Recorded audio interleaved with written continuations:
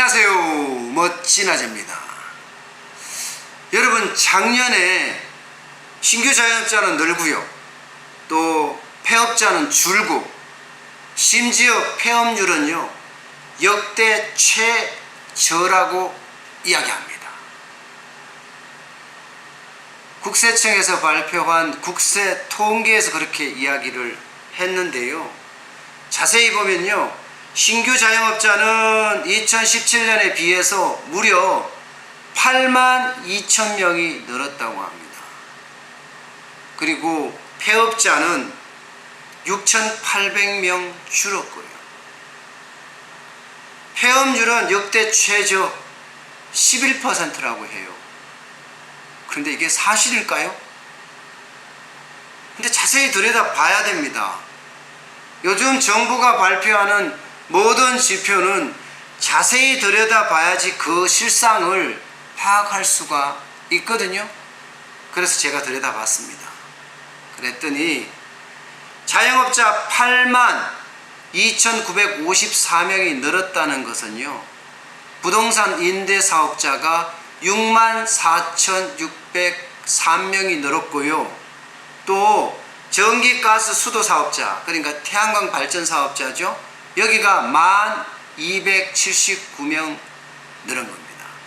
신규 사업자는 여기서 다 늘어났어요. 90%가 말입니다.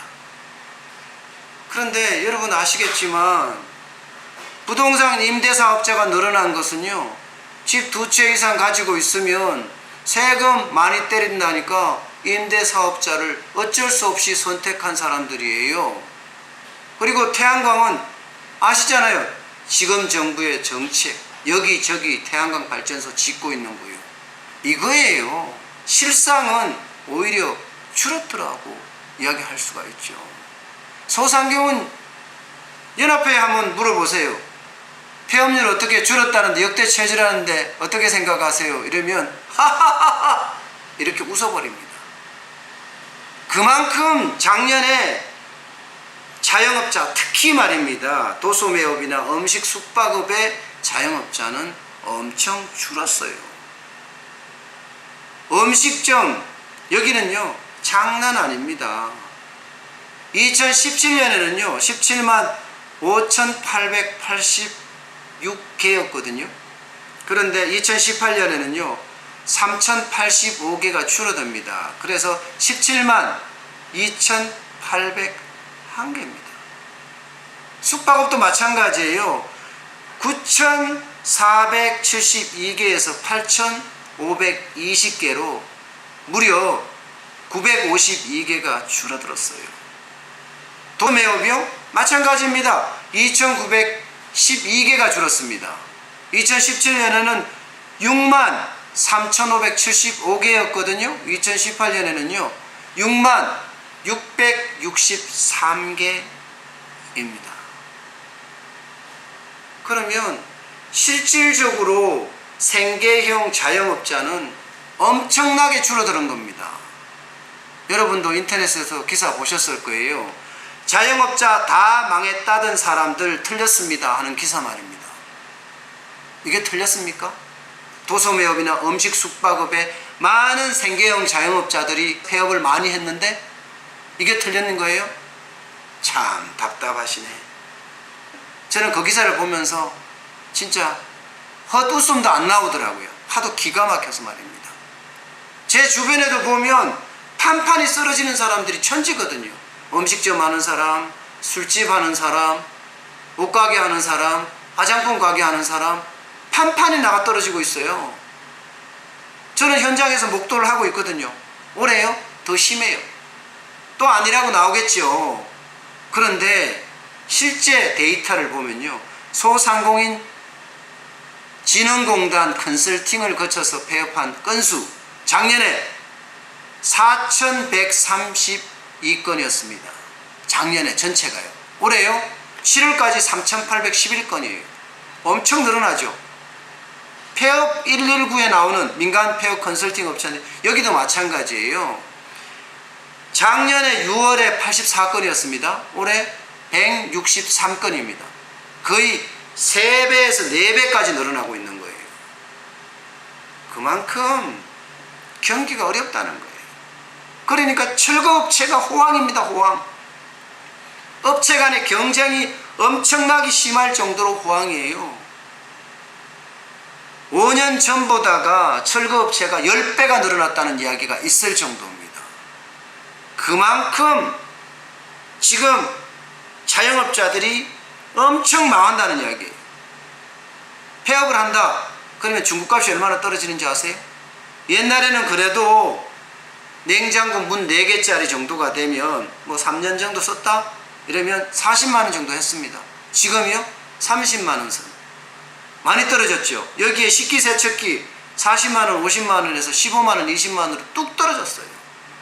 그야말로 중고 가격까지도 완전히 떨어질 정도예요. 폐업하는 철거업체가 난립할 정도고요. 이 정도면 진짜 어렵다는 겁니다. 저는 이런 통계를 분석하고 또 발표를 할 때 진짜 사실을 입체적으로, 그죠? 그리고 아주 꼼꼼하게 분석해서 국민에게 알려야 된다고 생각해요. 사실은 부동산 임대업자가 많이 늘어났고 태양광 발전 사업자가 많이 늘어났기 때문에 자영업자가 늘어났다, 이렇게 말입니다. 그러면서 그 뒤에는 도소매업이나 음식 숙박업은 많이 줄어들었다, 이렇게. 그리고 뭐 100만이 된다 100만이 안 된다 가지고도 말이 많잖아요. 지금 국세청에서 발표한 것은 83만 조금 넘었다, 이렇게 이야기를 했으니까요. 그런데요, 이거 잘 봐야 되는 게 폐업 신고를 안 하고 폐업한 것이 부지기수예요. 제가 주유소도 한번 말씀드렸죠. 폐업 신고를 못 한다고. 그러면 철거 비용 들어야 되고 환경 부담금 이게 1억 4천이나 든다고. 때문에 폐업 신고 안 하고 그냥 방치한다고, 그렇게 말입니다. 식당이나 도소매업이나 음식 숙박은 마찬가지예요. 폐업 신고를 하는 순간 창업자금 대출을 곧바로 갚아야 합니다. 폐업 신고 안 하면 안 갚아도 되고요. 이거 무시 못합니다. 적게는 3천만 원에서 많게는 억대까지 창업자금 대출을 받았는데, 안 그래도 장사가 안 돼서 망한 사람들이, 그죠? 폐업 신고를 하겠습니까? 이런 것도 발표를 할 때 명시를 해야 합니다. 폐업을 하는데 신고율이 얼마나 떨어지는지 이거 조사해서 정부가 발표해야 되는 거 아니에요? 그래야지 현장 경기를 정확히 아는 거 아니에요? 정부는 도대체 뭘 하고 있습니까? 폐업을 하고도 폐업 신고하지 않는 업체가 얼마나 되는지 아세요? 그러니까 답답하다는 거예요. 경제를 제대로 국민에게 알려야 되는데 손바닥으로 하늘을 가리고 있어요. 그래서 제가 답답하다는 거예요. 이렇게 자꾸 손바닥으로 하늘을 가리잖아요. 그러면 경제는 언젠가는 폭망합니다. 특히 경기 끝단에 있는 자영업자부터 폭망을 하고요. 이 고리가 깨지면 가계로 갈 거고요. 가계부채가 많잖아요. 1540조나 되잖아요. 이게 가계까지 전이가 되면 영세 중소기업, 중소기업 도미노처럼 확산될 가능성이 굉장히 많아요. 때문에 경제지표는 최소한 경제지표는요 정확하게 발표를 해야 되고요. 그에 대한 분석도 입체적으로 내놔야 합니다. 그래야지만이 국민이 경제에 대해서 제대로 알고 대응할 수 있습니다. 아셨죠? 정부의 경제를 담당하는 모든 분들 정확한 지표를 발표를 하고요. 분명한 입체적인 분석을 해 주십시오. 그래야만 저희 같은 자영업자 소상공인은 경제를 제대로 이해하고 대응할 수 있습니다. 네, 오늘은 그 정도로 하고요. 저는 또 저 본연의 사명 국밥집 육수 점검하겠습니다. 육수가 좋아야지 국밥이 맛있다. 저는 항상 그런 지론이잖아요. 오늘 날씨가 무척 덥네요. 장사 잘 돼야 될 텐데. 이열치열. 육수 참 맛있어요. 여름에 육수 관리하기 진짜 힘들거든요. 매일 끓여야 되잖아요. 제가 오늘은 새벽부터 끓였거든요. 땀이 많이 흘려서 얼굴이 뽀얗죠. 이렇게 안 끓이면 일단 좋은 국밥이 안 된다는 것 때문에 저는 늘 이렇게 최선을 다합니다. 밥을 말았는데도 맛있네요. 육수가 이래야 되거든요. 밥을 말았을 때도 육수 본연의 맛이 나야 된다. 저는 이런 주론입니다.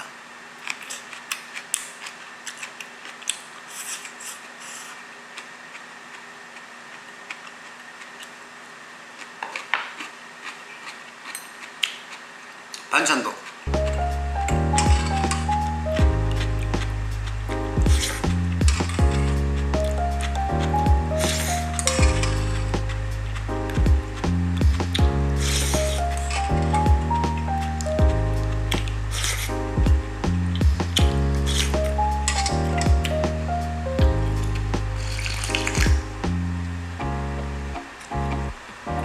좋다.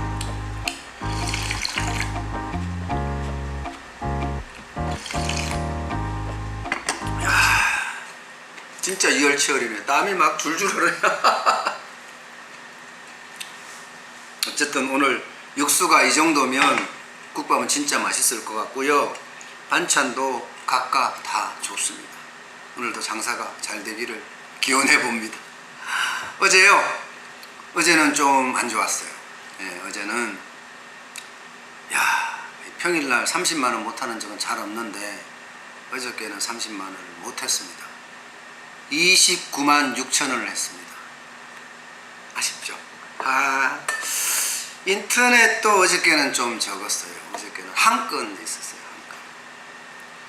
한 건. 인터넷이 좀 많았으면 좀 달라졌을 수도 있는데 말입니다. 어저께는 유독 적더라고요. 대신에 이제 전화 주문이 큰 주문들이 2건이나 있었습니다. 10팩씩, 16팩씩 이렇게. 그래서 그나마 29만원대를 했답니다. 한여름에 또 휴가 기간에 작년 같으면 10만원대인데 20만원대 했다 그러면 많이 했는 거죠. 그렇게 저는 안심하렵니다. 그래야지 마음도 편하고 몸도 건강하지 않겠어요? 더 열심히 하면 또 더 정성을 다하면 손님들이 더 알아줄 거라고 저는 생각을 하고 더욱더 열심히 하겠습니다. 여러분, 덥습니다. 그리고 습하고요. 이럴 때 짜증 많이 나거든요.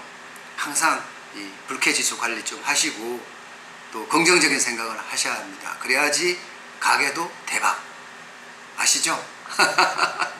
오늘은 이 정도로 하겠습니다. 모두 좋은 하루 되십시오. 감사합니다.